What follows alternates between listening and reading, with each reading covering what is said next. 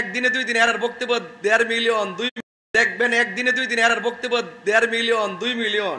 ওই যে তাহিরি বাবার কথা যে কইছে আল্লাহ কে ভাইরাল হইছে। আরে বাবা তোরা তো আমার নামটা পাইলে জিয়াউল রোজ বাবা, আমার নাম নিয়ে বক্তব্য দিলে তো নিজেরা ভাইরাল হয়, নিজেরা ইউটিউবের দান্দা করে, কথা কন ঠিক না বেঠে? তারা সুযোগ পাইছে কারণ এখন তো ওয়াজের সিজনটা ডাল না। এখন ওই মসজিদের মেয়েরা জুম্মা সার ওই রাত্রে 2টা-3টার পরে অনেকগুলা বুম বাইনা ক্যামেরা একটি লাগা ওই অনেকগুলা কিনে আনছে এরকম 20-25টা আর এইভাবে মসজিদের ভিতরে লাগায় সবাই যখন ঘুমায় জায়গা এনে বয়া বয়া নিজে প্রশ্নটি লয়া লয়া ওই আমার নাম উল্লেখ করে ভিডিও বানায় সারে ভাইরাল হওয়ার জন্য। দেখবেন একদিনে দুই দিন এর বক্তব্য 1.5 মিলিয়ন 2 মিলিয়ন। ওই যে তাহিরি বাবার কথা যে কইছে আল্লাহ কে ভাইরাল হইছে। আরে বাবা তোরা তো আমার নামটা পাইলে জিয়াউল রোজ বাবা, আমার নাম নিয়ে বক্তব্য দিলে তো নিজেরা ভাইরাল হয়, নিজেরা ইউটিউবের দান্দা করে, কথা কন ঠিক না বেঠে? তো সুতরাং আমরা ওই সমস্ত মৌলবীদের সাথে নাই যারা আমার নবীকে 1 সেকেন্ডের জন্য অস্বীকার করে। হাত তুলে বলেন ঠিক কি না বলেন? তাদের সাথে আমাদের কোনো সম্পর্ক। আমার নবী কবরে শরীরে থাকার ক্ষমতা আছে না নাই? আমার নবী এখনো রওজা মুবারক উম্মতি করে কি করে না? দুনিয়াতে আসার আগেও নবী ছিল কি ছিল না?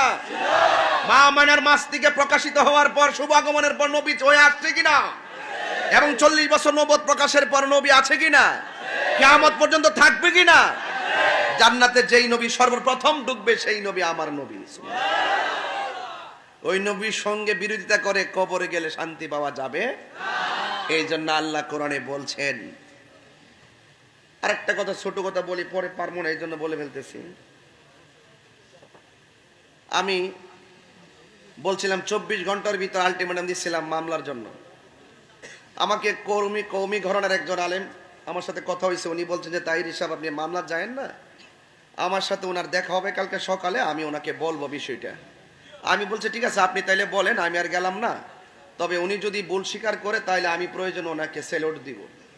আর উনি যদি ওনার বক্তব্যের উপরে ইস্তেকামাত থাকে, উনি যে বক্তব্য দিয়েছেন নবীজি 40 বছর পর নবুয়ত প্রকাশের পূর্বে নবী ছিল না, যদি এই বক্তব্যের উপরে তিনি ইস্তেকামাত থাকে তাহলে আমি ওনার সাথে আমি দালিলিক লড়াই হোক আর আইনি লড়াই হোক আমি করব।